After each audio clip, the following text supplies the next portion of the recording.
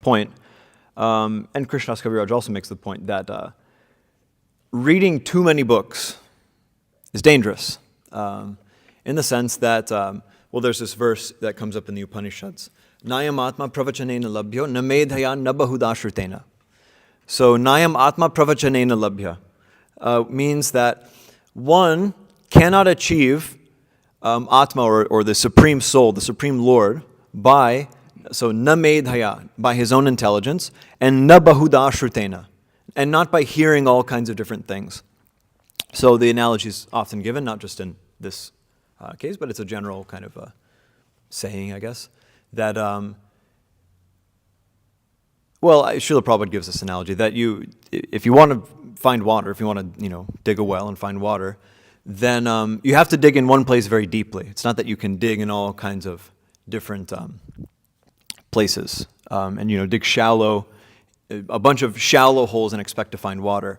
The real thing is if you dig one very deep hole. So in the same way, if you're a follower of many philosophies, you're really a follower of none. The point is that you should stick to one thing, whatever that thing is. You should stick to one thing. If you actually want to get the fruit of it. Of course, our position is that you should that one thing should be Krishna consciousness. But in general, it's a general principle. If you want to achieve anything, you have to stick to that one thing. So Krishna consciousness is one thing. It's not many things. So if one wants to achieve the result of Krishna consciousness, if one wants to achieve the result of which is realizing Krishna and realizing one's relationship with Krishna, then he has to be sincere and focus rather than read all kinds of different things and with the aim of achieving the same goal. It's not possible. So Tapan Mishra had read too many books. He was confused, and he was praying very ardently for some help, at which time he had a dream. At this time he was living in East Bengal, which is now known as Bangladesh. So exactly where he was living in Bangladesh, I'm forgetting. But anyway, he was living there. And he had a dream. He had a dream, and in this dream, a Brahmana approached him and said, if you want to ascertain the goal of life, you should go see Nimai Pandit in Navadvip. And so, of course, he took that as a sign. And he left East Bengal and went to West Bengal and found Nimai Pandit in Navadvip. Nimai Pandit, of course, being, would become Sri Krishna Caitanya Mahaprabhu. So he went there and he took shelter of Mahaprabhu. Sorry. Okay, this is really full.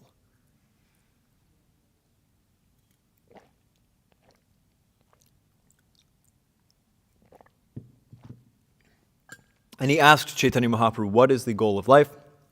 What am I supposed to be doing?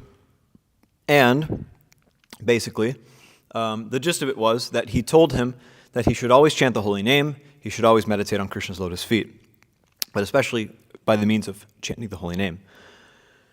So Tapan Mishra, upon seeing Chaitanya Mahaprabhu and interacting with Chaitanya Mahaprabhu, just became completely enamored by him. He was just, he wanted to surrender to him. Right then and there, he wanted to surrender to him and stay with him. But Mahaprabhu told him, he gave him a very interesting instruction, because you think this is a Bengali, he's from East Bengal, he's has nothing to do with this place. But Chaitanya Mahaprabhu said, you should go to Varanasi. You should go to Kashi and you should live there. And I'll come see you there. So Tapan Mishra was, of course, a little bit bewildered. Why is he telling me to go to Varanasi? Because Varanasi is notorious for, or not notorious, but I guess famous for, notorious has a kind of a bad connotation, but it's famous for being a center of Shaivism, being a center of Mayavad. So it is basically one of the holy places for Mayavadis. So anyway, Tapan Mishra said okay, and he went to Varanasi, and he settled there. So Varanasi, one thing is, it's very auspicious. It's actually a very auspicious place. First of all, because Shiva himself is a Vaishnava. Shiva is a Vaishnava. And also it's described how Shiva, that area, that place is purified because Shiva always resides there, and he's always chanting the name of Ram.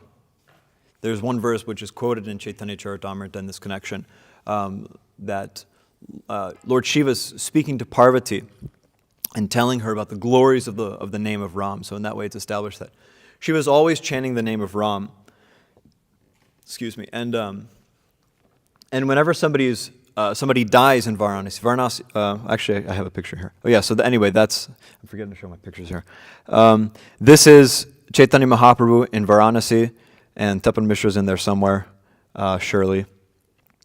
Exactly where, I don't know. Maybe that's him, right there. I don't know, could be.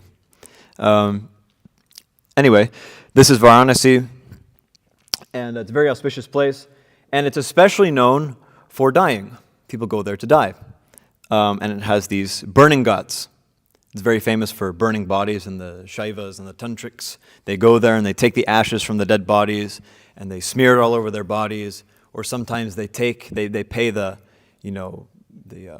guys there who burn the bodies, and they bribe them so that they can take a body and they sit on it for meditation.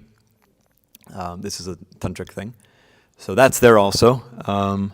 Yes, that is, okay, yeah. So, yes, Raghunath Bhatta was born in Varanasi in 1503, very auspicious birth. And because he was born to Tapana Mishra, who had received the darshan of Chaitanya Mahaprabhu, but he didn't exactly receive as much association with Mahaprabhu as he desired. So, since birth, Raghunath Bhatta was always hearing about Sri Chaitanya Mahaprabhu from his father, and how his father was longing to see him. So one day, as it happened, Chaitanya Mahaprabhu, after receiving sannyas, he went there. He went there to Varanasi, specifically to deliver the Mayavadis there. But that's neither here nor there in terms of this narration. So Tapan Mishra saw him there, and of course he went to visit Tapana Mishra.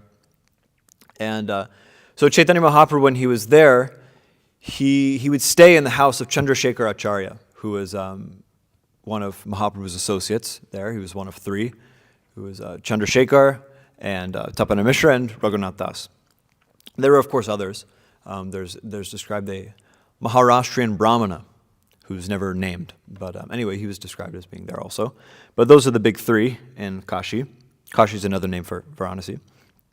So, yes, when Mahaprabhu was there, Raghunath Bhatta had ample opportunity to serve him. He served him by cleaning the place where he had eaten and by massaging his feet after he had eaten. So he had this very intimate service. So that went on for some time while I think it was might have been something like 2 months or something like that he stayed there. It was a good amount of time. So after that, of course, Raghunath Bhatta also became a very staunch, ardent devotee of Chaitanya Mahaprabhu.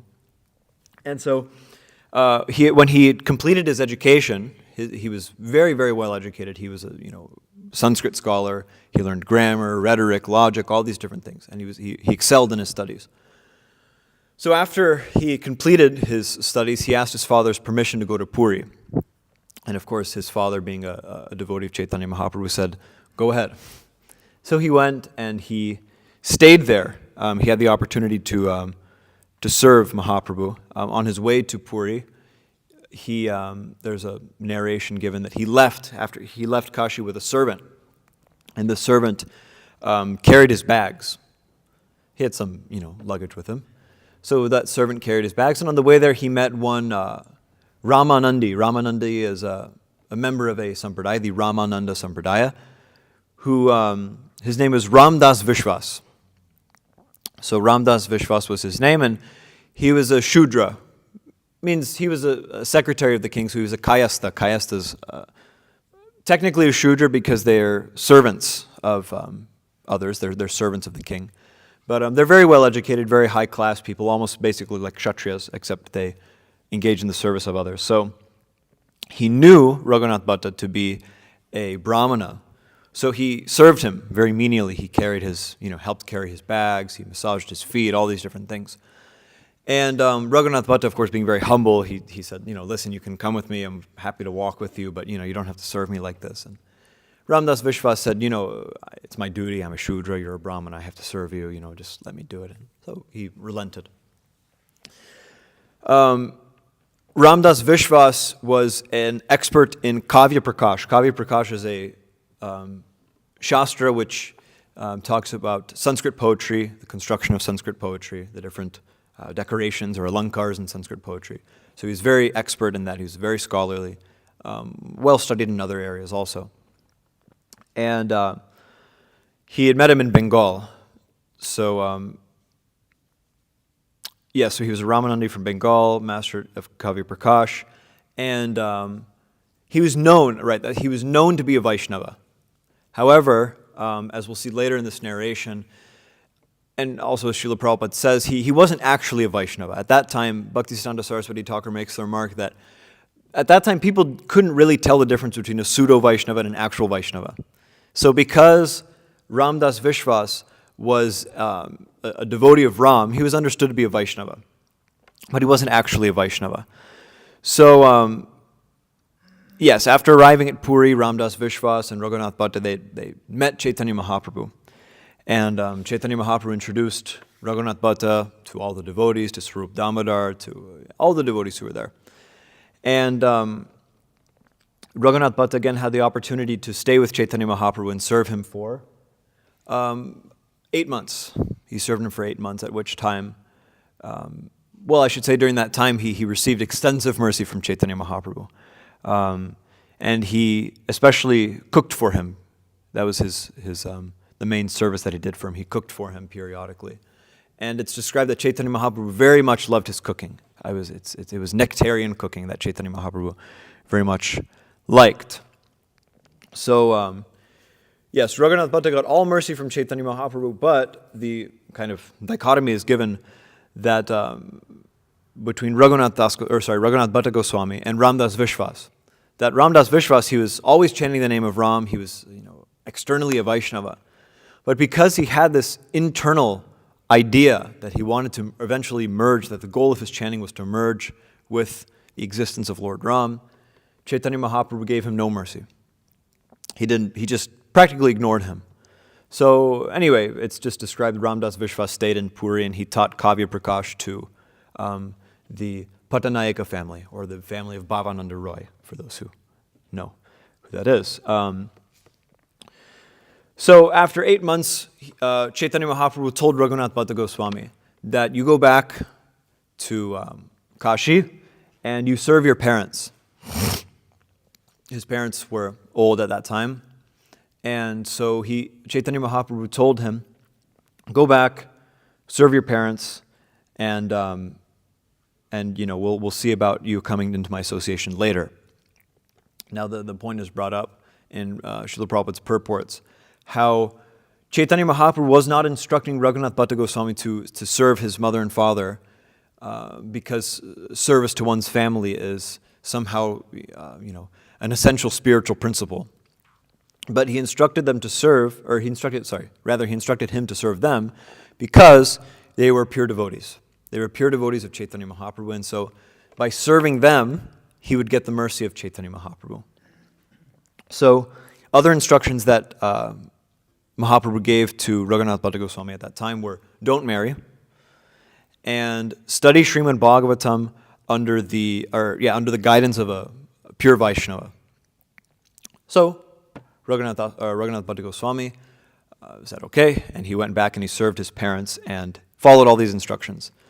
Another kind of nice point, when Raghunath Bhatta Goswami left Chaitanya Mahaprabhu's association, Chaitanya Mahaprabhu gave him his neck beads. He took off his neck beads and gave them to Raghunath Bhatta Goswami. Nice detail.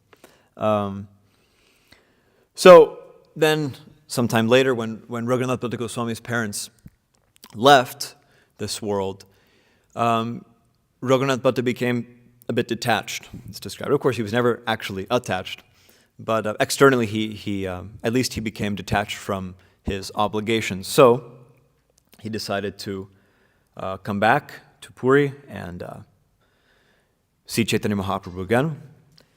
At which time I think he did stay there for another 8 months, if I remember correctly. He stayed there for another 8 months and served Chaitanya Mahaprabhu in this way. And then eventually Chaitanya Mahaprabhu instructed that you should go to Vrindavan and take shelter of Rupa and Sanatana Goswami. And specifically, he also instructed him to especially read and study and present Srimad Bhagavatam. So his main service in Vrindavan when he got there and became officially one of the 6 Goswamis of Vrindavan was to recite Srimad Bhagavatam to Rupa and Sanatana Goswami. And it's Krishnas Kaviraj Goswami describes that his voice was like a cuckoo. He had a very sweet, beautiful voice with which he recited Srimad Bhagavatam, and he would recite every single verse in 3 or 4 different tunes or ragas. So he had this very beautiful recitation of Srimad Bhagavatam that he did. And while doing so, he was just completely ecstatic. He was just lost in ecstasy. He would be rolling around. He would be ruining the copy of Srimad Bhagavatam because he'd be crying. So just completely ecstatic and reading Srimad Bhagavatam. One other thing he did is that he instructed his disciples. He was an ardent devotee of Govinda Dev. So this is Govinda Dev. This is the deity of Srila Rupa Goswami, or the deities of Srila Rupa Goswami, Srila Radha Govinda, or Sri Sri Radha Govinda. These deities are now in Jaipur. There's a whole narration about that because there was some attacks. But this is the deity that Raghunath Bhatta Goswami was most notably devoted to. And he instructed his disciples to build a temple for Govinda Dev. So this is the Govinda Dev temple, which is in Vrindavan. So these deities are not here right now, but this temple is still there in Vrindavan. The top part is missing because it was torn down by Muslims. So this temple was built. This is a picture of the inside, an older picture of the inside. It's very interesting because it's almost like a cathedral. It's a very big and grand, and it's a very beautiful temple. My personal favorite in Vrindavan. So yes, that is Govinda Dev temple, Govinda Dev Mandir. Another thing that he did is he prepared various paraphernalia for the worship of Govinda Dev, earrings and flutes and all these different things. Another thing that's notable about Raghunath Bhatta Goswami that's mentioned in Chaitanya Charitamrita is his complete freedom from prajalpa, his complete freedom from speaking about topics and thinking about topics which are unrelated to Krishna, and especially his avoidance of Vaishnava aparad, his avoidance of blaspheming and offending devotees. It's described he wouldn't even hear it. He wouldn't even hear blasphemy of devotees. And not only would he not hear blasphemy of devotees, but even if a devotee actually misbehaved, he wouldn't hear it. He would just say, anyway, this person is engaged in the service of Krishna. There's this verse which is quoted in this regard. Keho mane, keho na mane, shobtar das. That some people know, or some people acknowledge it, some people don't acknowledge it, but everybody's Krishna's servant. So this was Raghunath Bhatta Goswami's mood and his consciousness. Srila Prabhupada also describes that, of course, for Vaishnava preachers, sometimes criticism is necessary because we have to discriminate. This is good and this is bad. This is the right performance of devotional service and the wrong performance of devotional service. That's necessary for establishing the truth.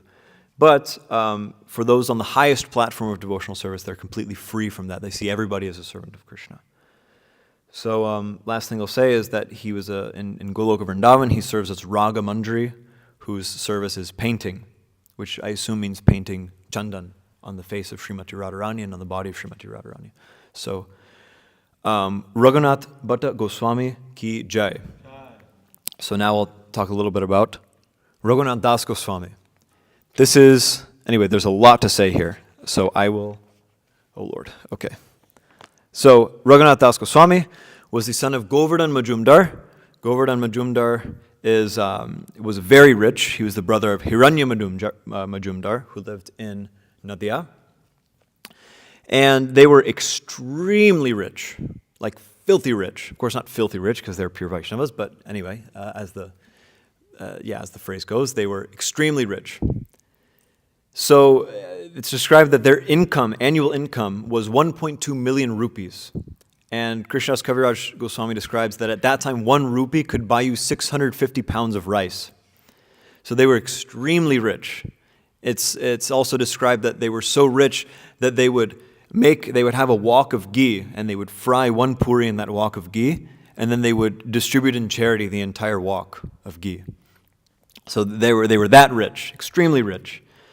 Balaram Acharya was their family priest. Balaram Acharya was a very close associate of Haridas Thakur, very, very close associate of Haridas Thakur. And their family guru, their Kula guru, was Yadunandan Acharya, who was a favorite of Vasudev Datta, who was a very close associate of Mahaprabhu.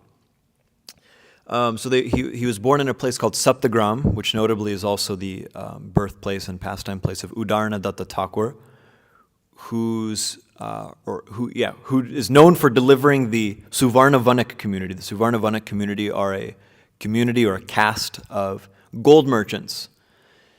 And so he was of that, at least externally of that caste, of that lineage, and he delivered them by preaching Harinam under the guidance of Lord Nityananda Prabhu.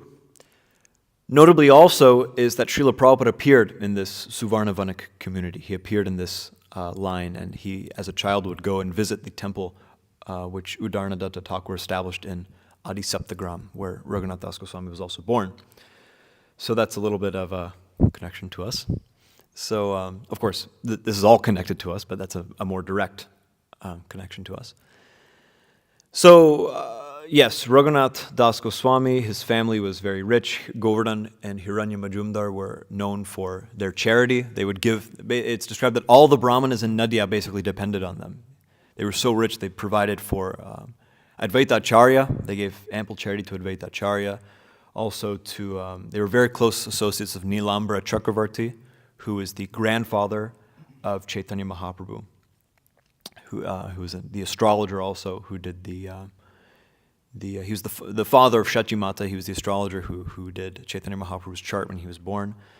So they also served Jagannath Mishra. They gave money to Jagannath Mishra, Chaitanya Mahaprabhu's father. And so Chaitanya Mahaprabhu knew them from birth, actually. Govardhan and Hiranya Majumdar were family friends. They were close associates. So although Raghunath Das Goswami was born in such a family, he was absolutely, completely detached from sense gratification from birth. He had no tinge of sense gratificatory mentality in his mind. Completely uninterested. So once Chaitanya Mahaprabhu came to Shantipur, after he took sannyas, this is the first thing he did. He went to Shantipur and he begged alms in the house of Advaita Acharya. So when he went there, Shantipur is close to Saptagram, so Raghunath Das Goswami resolved to go meet him. So he went there and he met him, and since Advaita Acharya knew the family well, he gave Raghunath Das Goswami the remnants of Chaitanya Mahaprabhu. Every time he would eat, Advaita Acharya would give him those remnants. And he also got to serve Chaitanya Mahaprabhu for about a week before he left Shantipur. So after this was a major turning point in the life of Raghunath Das Goswami, because he became completely mad in ecstasy. He became completely mad in love of God after meeting Chaitanya Mahaprabhu. He got the mercy of Chaitanya Mahaprabhu. So he began to run away from home. And quite often, actually, it's described that it was almost a daily affair and that he would try to run away from home. So Govardhan Majumdar, he being a loving father, he appointed, do I have a, yes, okay, these are the family deities of Govardhan and Hiranya Majumdar. There's Gauranitai and there's Radha Govinda, I think they're named. So yes, Govardhan Majumdar he appointed 5 watchmen to watch Raghunath Das Goswami. He appointed 4 servants so that Raghunath Das Goswami would be very happy, and also 2 Brahmana cooks. So in total, 11 people were watching over him at all times. So Raghunath Das became quite sad that he couldn't leave. But anyway, when Chaitanya Mahaprabhu came back to Shantipur after trying to go to Vrindavan, Raghunath Das Goswami then resolved to go see him again. And he told his father, he said, if I'm not able to see him, I will not be able to live. I will give up my life. And so he allowed him to go, and he stayed there for, again, about a week. At that time, he told Mahaprabhu about his condition. He told him that, listen, I'm just bound up in this home, and I just don't want to be there anymore, and I just want to be with you and serve you. And Mahaprabhu told him, notably, that he said, listen, of course, Raghunath Das Goswami is completely detached, But what Mahaprabhu told me, he said, listen, don't be a crazy fellow. Stay at home. It takes time to cross the ocean of material suffering. It's not an overnight thing. So he said, he used this word, don't do markata vairagya. This word, for those who are familiar with Bhaktisiddhanta Saraswati Thakur and even Srila Prabhupada, this is a very famous word, markata vairagya. Markata means monkey and vairagya means renunciation. So he told him, don't renounce like a monkey. A monkey has no clothes, lives in the forest, but his entire business is having sex with other monkeys. So, of course, female monkeys. So don't externally be renounced, but internally be attached. Let it come naturally, let Krishna arrange it. So Mahaprabhu told him, go back and live nicely, just engage in whatever you have to do. And I'm going to go to Vrindavan, and after I come back from Vrindavan, I'll be in Nilachal again, in Jagannath Puri. So he said, by that time you can think of something. Krishna will arrange something, you can think of something, how to be, how to escape. So he did as the Lord said. He went back and he engaged in his household duties very nicely, and his parents kind of were happy and slackened their guard. And but once Raghunath heard that Mahaprabhu had returned from Vrindavan, then he became very determined. To go see him and to go be with him. One aside, at that time there was a tax collector, a Muslim tax collector in Saptagram, and he was collecting taxes. And Hiranya Majumdar had taken his position, so he was a little bit envious. And so he went there, and Hiranya Majumdar was supposed to he would collect taxes for that entire area, and he would give 3/4 of it to the government. But this tax collector, this Chaudhary, he noticed that he was looking at the records, and he realized that actually Hiranya Majumdar wasn't giving everything. He was keeping some for himself. And so he went there to arrest Hiranya Majumdar, but upon arriving there, he saw that only Raghunath Das was there.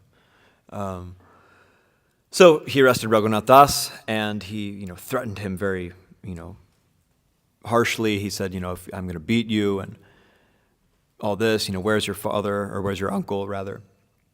But it's described that when he saw Raghunath Das Goswami's lotus face, his beautiful face, he realized that I shouldn't do this. He realized that he had a change of heart. So at that point, Raghunath, he pacified him. He said, listen, my father and his brother and you're all like brothers. Brothers always fight. Today you're fighting, tomorrow you'll be good. So, just give up this enmity, and it's not a big deal. It'll get worked out.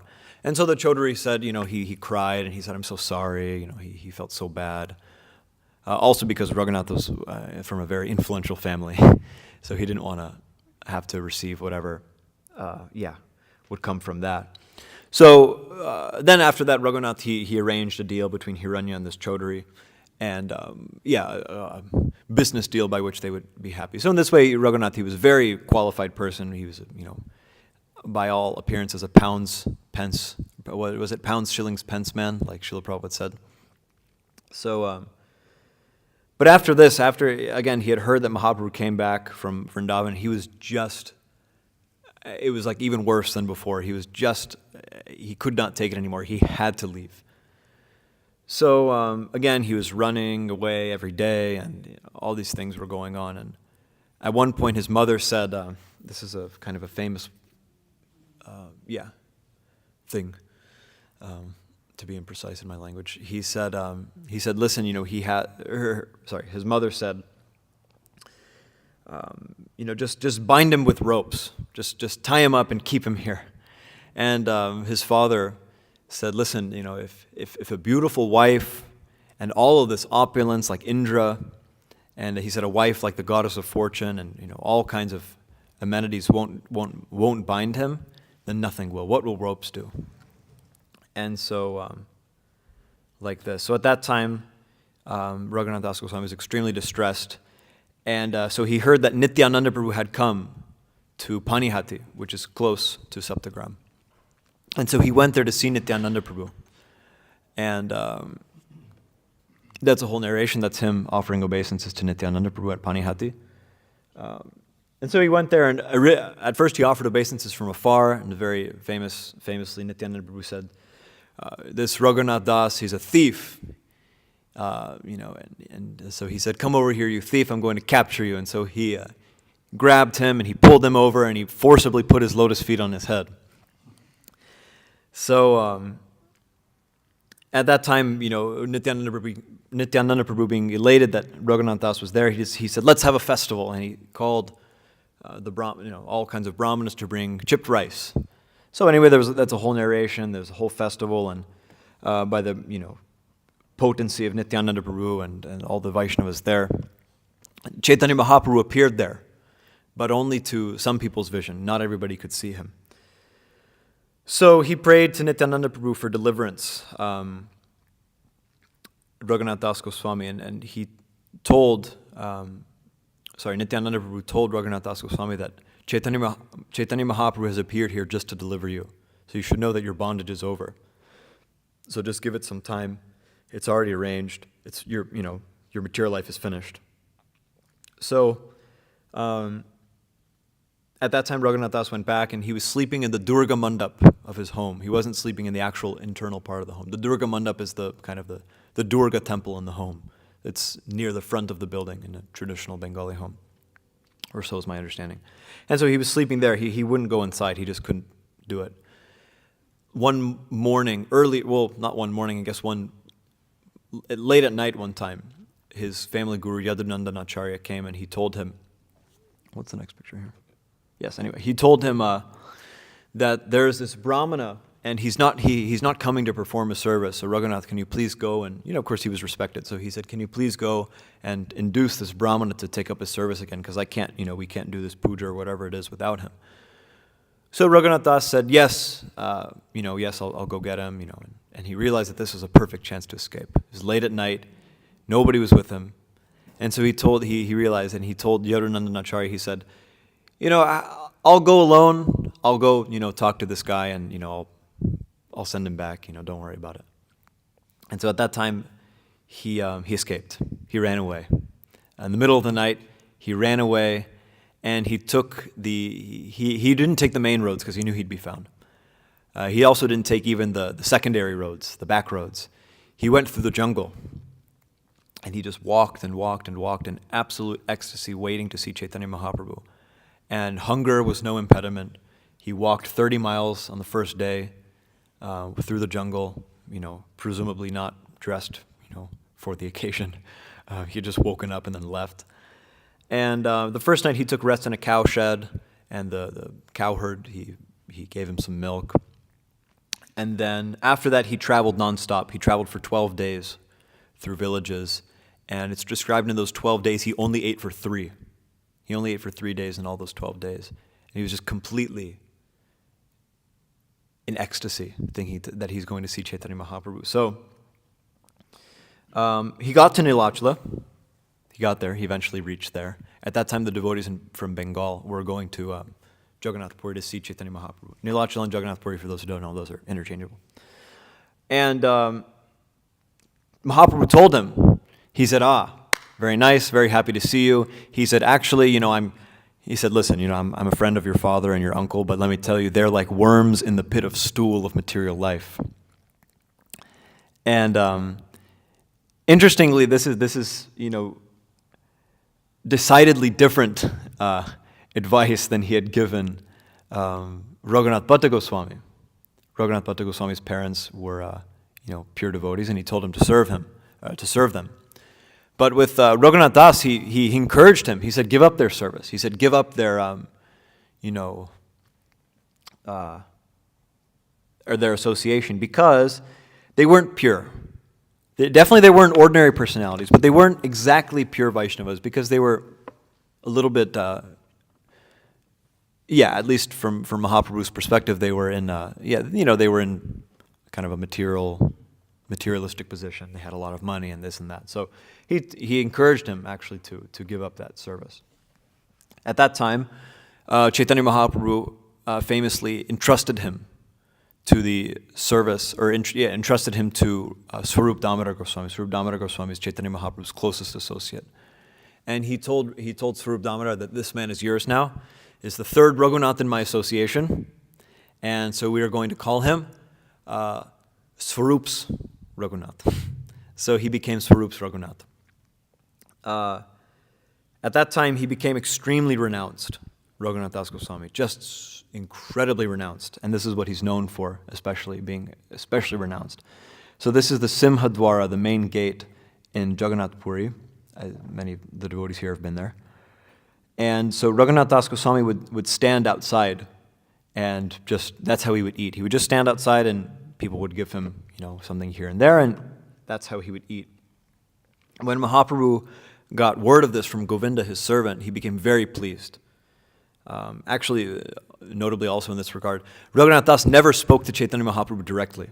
He only spoke through Govinda or through Swarup Damodar Goswami. He was that humble. He's a very, very humble person. So once he asked, Swarup Damodar, he said, listen, I've given up family life. I've given up everything. What am I supposed to be doing? Okay, we're making good time, actually. That's pretty good.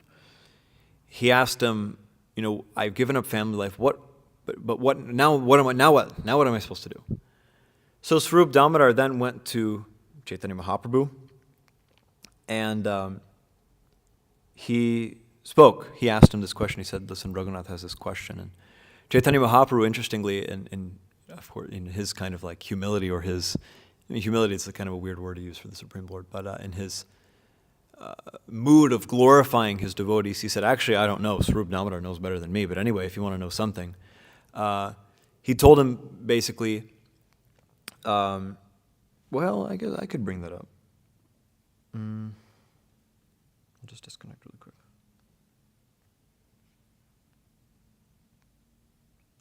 CC.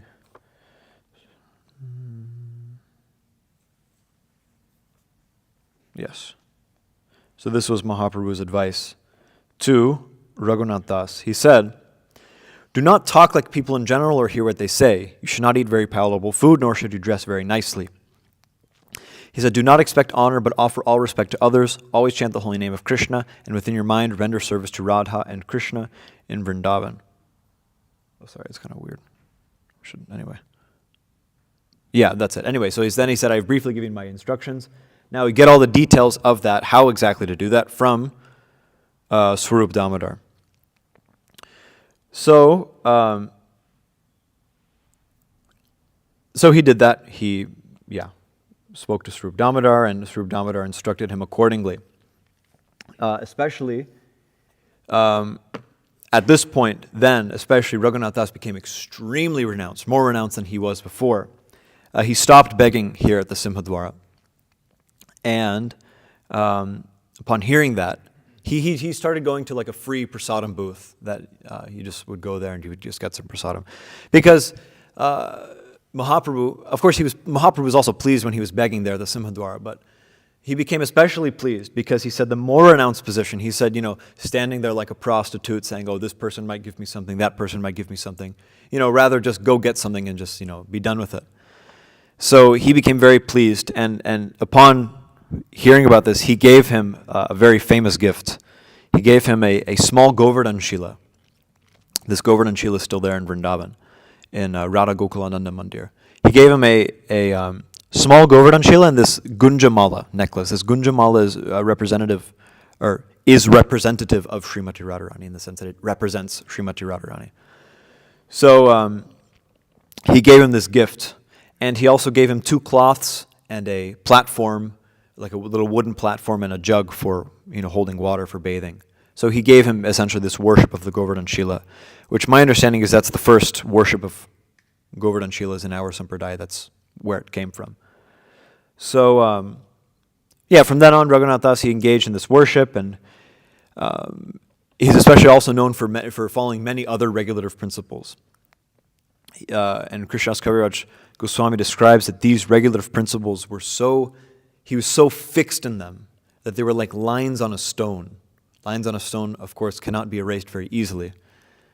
So in this way, Raghunath Das Goswami was very fixed in his regulative principles, and this is kind of what he's known for, being very regulated and fixed and following sadhana program like that.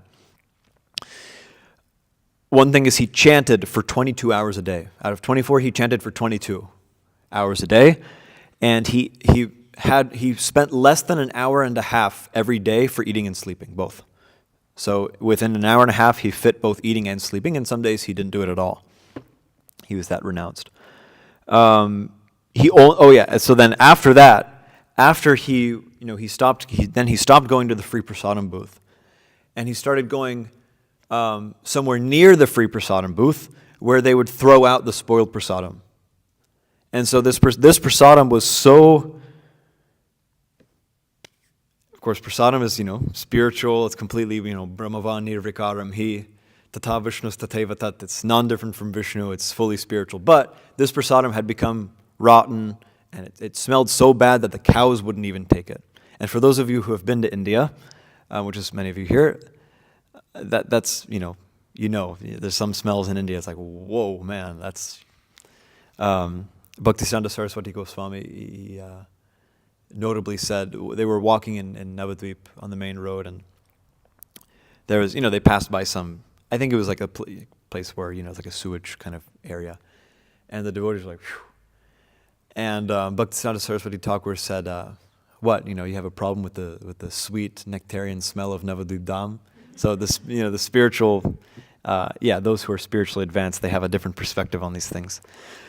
As we'll see, actually, because he took this rejected prasadam, this rejected rice, and he would wash it. He'd just wash it, and he would take the hardened inner portion of the rice, and he would put a little salt on it, and he would eat that. And so this is him collecting that prasadam, and you can see he's very happy to be taking the prasadam of Lord Jagannath. And so one day, Swarup Damodar had heard or had seen that he was taking this prasadam. See, that's the prasadam right there. He had seen that he was taking this prasadam, and he said, Raghunath, you're having a feast here. You're feasting, and you haven't invited me or anybody else. You're taking such nice prasadam. So he took a little bit and he ate it. And Raghunath, he was of course like, oh my God, this is my worshipable senior. This is like my spiritual master, and he's eating this, horrible prasadam. And then later, Swarup Damodar, he told Mahaprabhu, he said, Raghunath Das is having a feast, and he's not inviting any of us. And so this is Mahaprabhu. Then Mahaprabhu came there, and he said, what's going on? He said, you're not inviting me. You're taking such nice prasadam here, and you're not inviting me. And, you're not sharing it. You're becoming a miser. And so Mahaprabhu here, he took some of the prasadam, he popped it into his mouth, and Raghunath, he was just completely like, oh my God, what am I doing? This Mahaprabhu's eating, rejected, rotten prasadam. And it's described that Mahaprabhu was going to take another bite, but then Swarup Damodar said, okay, no more. So he forbid him. So that's, a little bit about his renunciation. And Mahaprabhu he was very pleased with Raghunath Das Goswami's renunciation, just like complete. And he becomes even more renounced, we'll hear later. Because after Mahaprabhu left, after Swarup Damodar Goswami left, at that point, Raghunath Das had been staying in Puri for 16 years. He stayed there for the last 16 years of Mahaprabhu's life. And so at that time, he couldn't bear separation from them. He couldn't stay in Puri, so he went to Vrindavan with the idea that he was going to jump off Govardhan Hill and kill himself, basically. So he went there, and he was ready to do that. He was ready to join Mahaprabhu. Not the recommended method, at least for us, to join Mahaprabhu's Leela, but of course these personalities, these are their ecstatic manifestations. But Rupa and Sanatan convinced him. He said, they both told him, they said, you shouldn't do this. You had extensive association with Mahaprabhu, especially in his Antya Leela. You should stay here and you should teach the devotees. There's great service to be done in that regard. So he decided, okay, he would do so. And he took up residence at Radha Kund. This is him at Radha Kund, Raghunath Das Goswami. And he would stay there on the banks of Radha Kund, and he would lecture about the pastimes of Mahaprabhu in Puri for 3 hours every day, and people would, devotees would come listen. In Radhakund also, he followed very rigid sadhana program. He would take 3 baths every day in Radhakund, chant 64 rounds every day. After Mahaprabhu left, he would only take fruit and milk. That's all he took.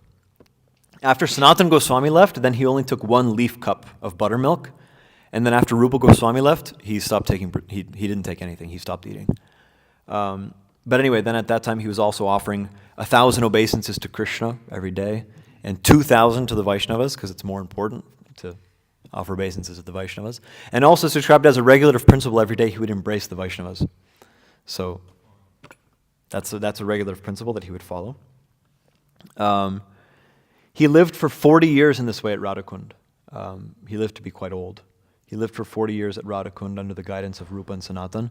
This picture here, his bhajan, Srimati Radharani was so pleased, and Krishna was so pleased on my screen it's a little different, was so pleased with his bhajan that Radharani would personally come and use her sari to shade him. And similarly, Krishna, he would protect him from the tigers with his Sudarshan Chakra. So this is Sanatan Goswami here. Sanatan Goswami doesn't look very satisfied. He wasn't happy. He was saying, what are you doing? You're taking service from Radha and Krishna. You're in Vrindavan worshipping Radha and Krishna, but at the same time you're taking service from them. So he admonished him. He told him, you need to build a bhajan kutir.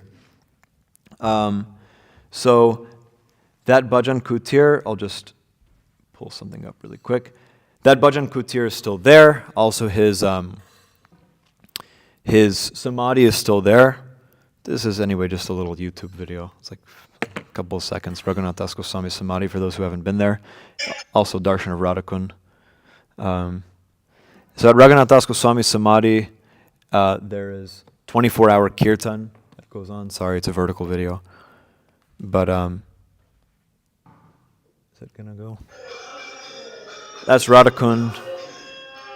There you can hear the kirtan going on in the background. And that's Raghunath Das Goswami Samadhi. So it's just right next to the entrance of Radha Kund. There's always kirtan going on there. Kirtan's nice. Good kirtan is there. Anyway, there's like a little temple there. So, yes, that's that. That's his... No. That's his Samadhi and Bhajan Kutir. Other notable things about Raghunath Das Goswami, he wrote 3 books. Stavavali, which contains Manashiksha, which is a very famous book, and Vilap Kusumanjali, another of his most famous books. They contain all kinds of poetry and philosophy, especially Manashiksha is all philosophy. He was taught by Swarup Damodar. So Swarup Damodar Goswami taught Raganuga Bhakti, which is the very advanced form, liberated, for liberated souls, their form of devotional service, internal devotional service to Radha and Krishna and the spiritual body, that form of sadhana. So he taught in Swarup Damodar Goswami's Kadacha, or his writing, he taught of two paths. The internal path, which is all about the mood and the rasa and all these different things, and the external path, which is about the actual what mantras to do and what time of day to do this and that and all the regular principles. So the external path he taught to Vrikreshwar Pandit, who then in turn taught it to his disciple Dhyana Chandra Goswami, who wrote Sri Gaur Govindarchana Smarana Padati, which is the kind of seminal Raganuga Bhakti Smarana Padati, or the how to systematically remember Krishna in one's spiritual body and the information about that sadhana. And he taught the mood and the rasa and the bhav to Raghunath, who then wrote many books. He also wrote Mukta Charita and Dana Keli Chintamani. Those are 2 other books he wrote. So for this also he's called Prayojanacharya, the acharya of the goal of devotional service, because he's the one who really taught the internal mood of, or the feeling, the feelings that are felt by the associates and servants of Srimati Radharani. In Krishna Lila, he serves as Rati Mandri, and her service is massaging the feet of Radha and Krishna. So, Srila Raghunath Das Goswami Ki Jai. Last but certainly not least, the Acharya by whose mercy we are hearing all these things, Srila Krishnadas Kaviraj Goswami. There's not a whole lot of information about him. At least in Caitanya Charitamrita, he gives a little bit of an autobiography, but there's not as extensive biographical information of Krishnadas Kaviraj. That is Krishnadas Kaviraj writing, presumably Caitanya Charitamrita. That's what he's most known for. He was born in Jamatpur in Bangladesh. Not in Bangladesh, in Nadia in West Bengal, which is near Bardhaman. Bardhaman is most known for being on the way to Ekachakra from Mayapur. So some devotees know it. He was born in a physician's family. His father's name was Bhagirath, and his mother's name was Sunanda, and he had a younger brother named Shyam Das. So it seems from all appearances that his family line is no longer. So somehow or other his family line has died out. Not the best word to use, but that's what I'll say. There is some autobiographical information given about, or that he has given, in Caitanya Charitamrita in the 5th chapter of Adi Leela. What's my next picture? Oh yeah, those are the worshipable deities of Krishnadas Kaviraj in Jamatpur, Gornitai. Very nice Gornitai. A lot of the old deities of Chaitanya Mahaprabhu, you see they have this pose. I like it, nice pose. Very beautiful deities. Neem, traditional Bengali Neem deities. What do I have here? Yeah, these are the padukas also. These are the remnants of Krishnadas Kaviraj Goswami's padukas, or wooden shoes. Not much left of them, it seems. But there they are, worshipable as they are. So, yes, in the 5th chapter of the Adi Leela, Krishnadas Kaviraj Goswami describes, and also in the 8th chapter he gives some information about himself. He describes how at his home there would be kirtan. Day and night there would be kirtan. And at one point there was one great servant of Nityananda Prabhu named Meena Caitanya Ramdas, who, being invited there, came. And there was one pujari there. Well, anyway, he was there, and he was, of course, being very ecstatic in the kirtan, and it was described he was jumping on devotees' backs and stuff. He was very, ecstatic and exuberant in his ecstasy. There was one Gunarnava Mishra, who was the pujari, presumably of these deities. I'm not sure if there were other deities.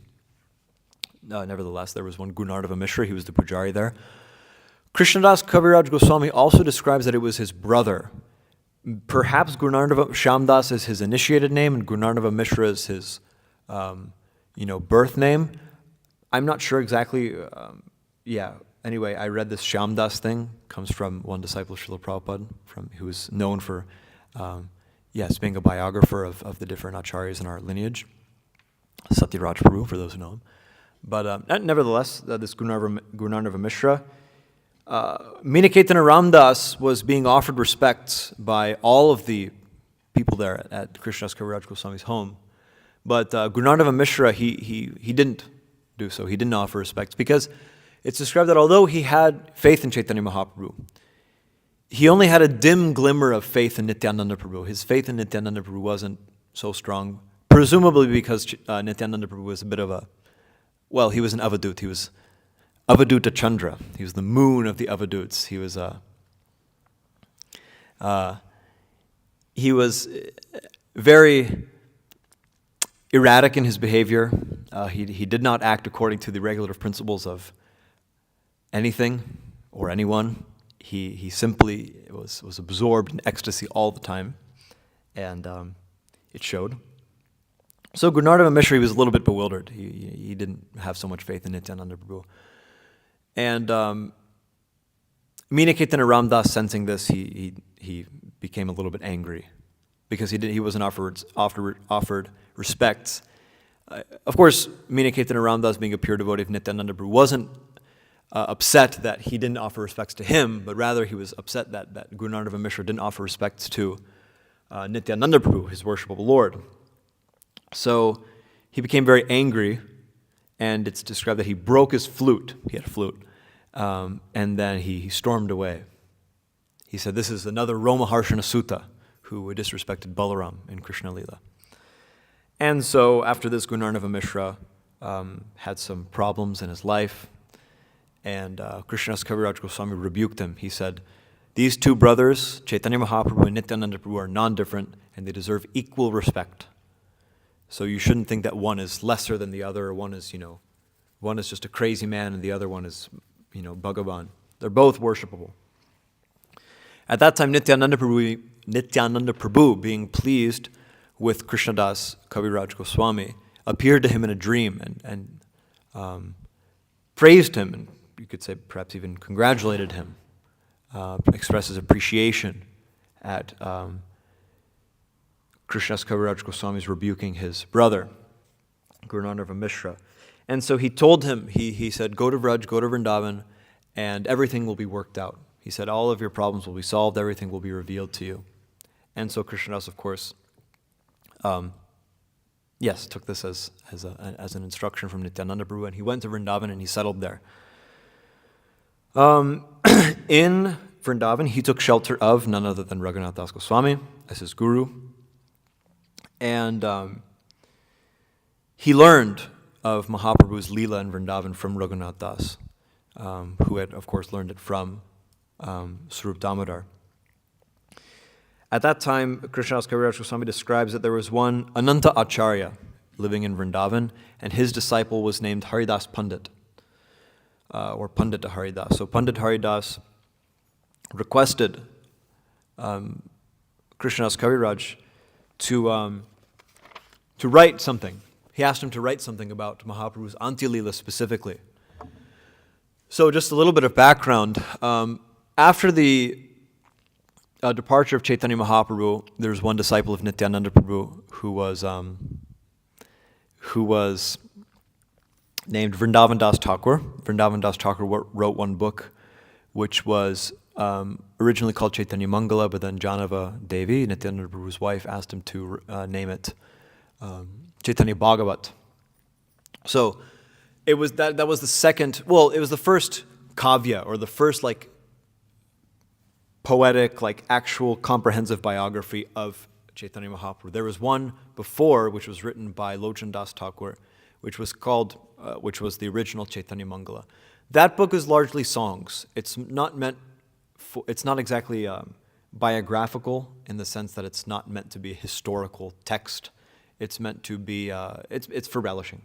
It's especially centered around Chaitanya Mahaprabhu's sannyas and the feelings of the Navadvip Vasis in that regard. After that, then came Chaitanya Bhagavat, which is largely focused on Chaitanya Mahaprabhu as God. It's you hear names in Chaitanya Bhagavat like Gora Narayana, Gora Gora Gopal, Gora, all these things. These names of Chaitanya Mahaprabhu as God, as Krishna. And it's especially focused on narrating his Adi Leela, or his childhood pastimes in Navadvip. So that's very extensively described in Chaitanya Bhagavat. However, some historical context. Those two books were written before the Goswamis had written all of their books. It was written before one festival, which is known as the Kaitri Festival, which was a very crucial event in our Sampradaya's history, in the sense that at that time, I'll just briefly say, Narottam Das Thakur and some of his associates had organized this festival, and they had invited all of the Vaishnavas from Bengal, Orissa, everywhere, and including Janava Mata, who's the wife of Nityananda Prabhu, and it was the first Gaur Purnima celebration. It wasn't the year after Chaitanya Mahaprabhu left, but it was the first time that Gaur Purnima was actually celebrated. And at that time, there was, one thing is that there was this new style of kirtan introduced, which is still going on today. The mridanga beats that we play come in parampara from Narottam Das Thakur.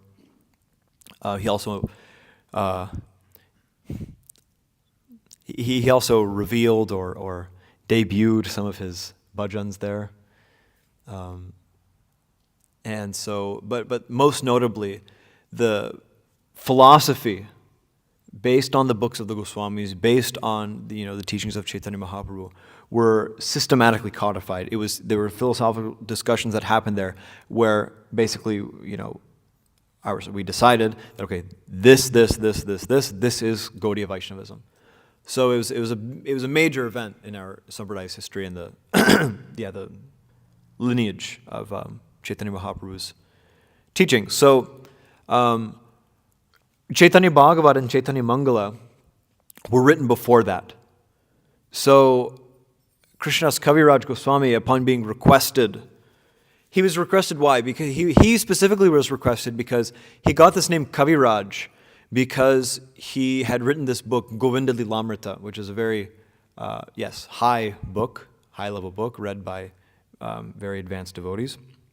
But he was known as Kaviraj. Kaviraj means the king of all poets because he was very expert in writing.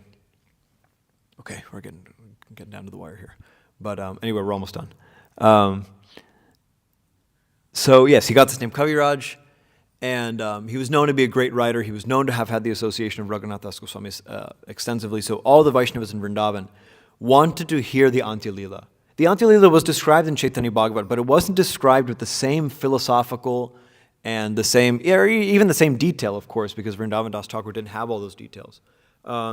So they wanted to hear the Antya Lila. So Krishnadas Kaviraj then went to Madan Mohan Mandir in Vrindavan. This is Madan Mohan Mandir. This is the temple of Sanatana Goswami. Anyway, fun fact, I met Vamsi Prabhu here. Vamsi Prabhu, who's here now. This is the first time I ever met him, was here. Last year I was at Madan Mohan Mandir, and I was, anyway, I took some Charnamrita, and I saw him there, and yeah, anyway, that's where we met. It was just right over here. It's right there. That's where it was. That's actually where it was, I'm not joking. So anyway, that's a fun fact. So he went there and he prayed to, this is Madan Mohan. This Madan Mohan, he's in Jaipur now also, along with Govindaji. And so anyway, he prayed to Madan Mohan, and at that time a garland fell from Madan Mohan's neck, and the pujari, whose name was Goshai Prabhu, he said Hari Bol. That's what it says. He said Hari Bol.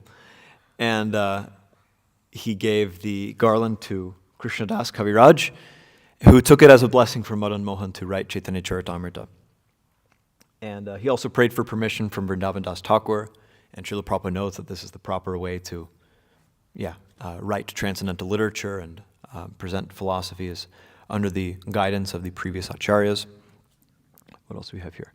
Okay, yeah, that's later. We're almost done, I promise. And so, yes, he got that permission from Vrindavan Das Thakur. He got the blessings of Madan Mohan and wrote Chaitanya Charitamrita. He began writing Chaitanya Charitamrita when he was 90 years old. And he writes in Chaitanya Charitamrita, he says, I'm blind and my hands are shaking. I can't even hold, the writing instrument. I don't know what they weren't using pens. But, I can't hold my writing instrument. My hands are shaking. But somehow or other, by the mercy of Madan Mohan, by the mercy of Raghunath Das Goswami, by the mercy of Chaitanya Mahaprabhu, this book is somehow being written. He also famously, describes in his humility, of course. And it's amazing also because Srila Prabhupada made the point that he's actually feeling this way. He's saying that I'm lower than a worm in stool. Anybody who says my name becomes sinful. But he said he's writing for the pleasure of Chaitanya Mahaprabhu, and Chaitanya Mahaprabhu is just dictating to him, and he's writing it down.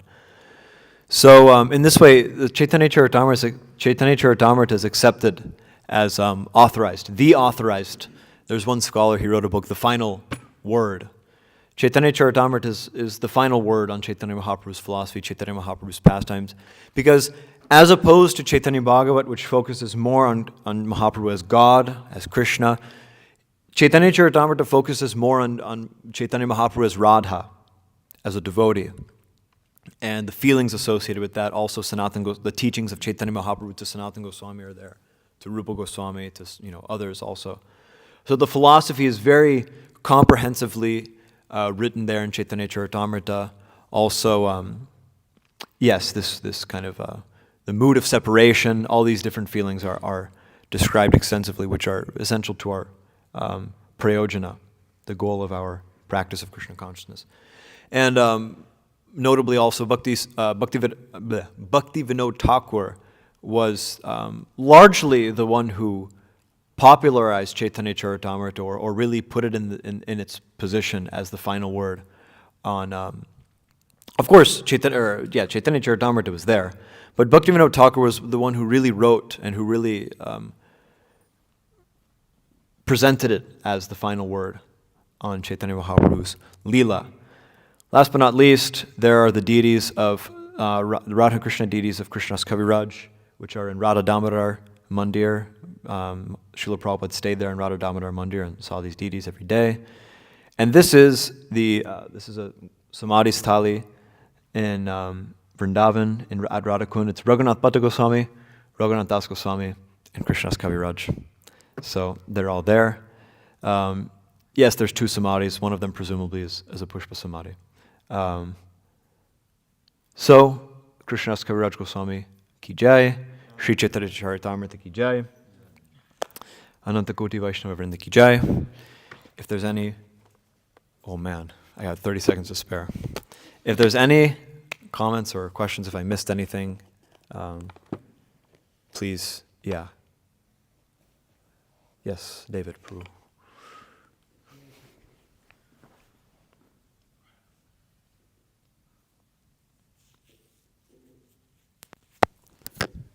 Hare Krishna.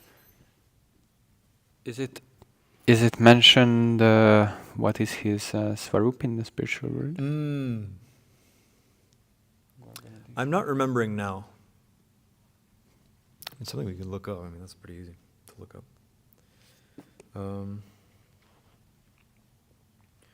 Did I write it down? I feel like I wrote it down. No, I didn't write it down. Huh.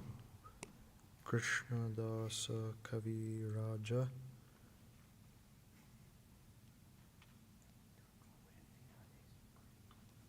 Or actually, better I do this.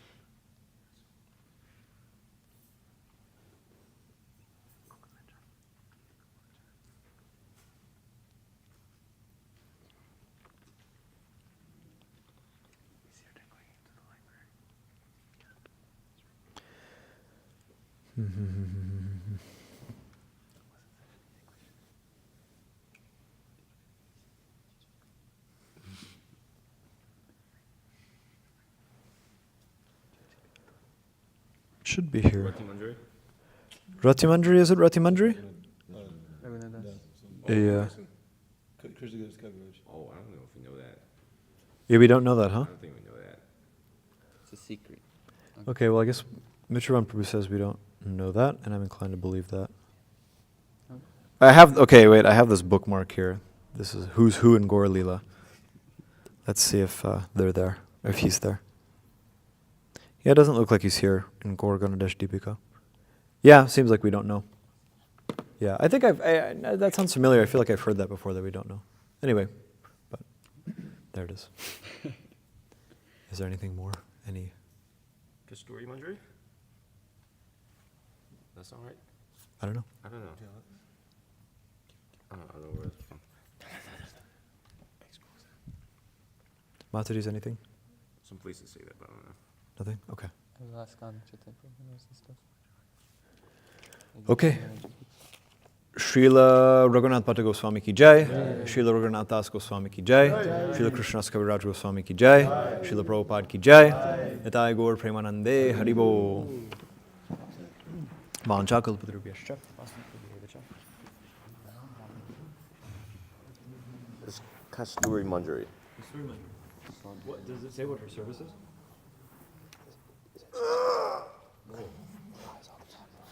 That's the first one. It doesn't say her service. She's 13. Oh, she's older than Bhagwan Thakur. So, No, please. Yeah, it doesn't say her Bhagwan service. Thakur was 12 and a half. So who's the real senior? Who's the real senior? She's older than him. She's older than him.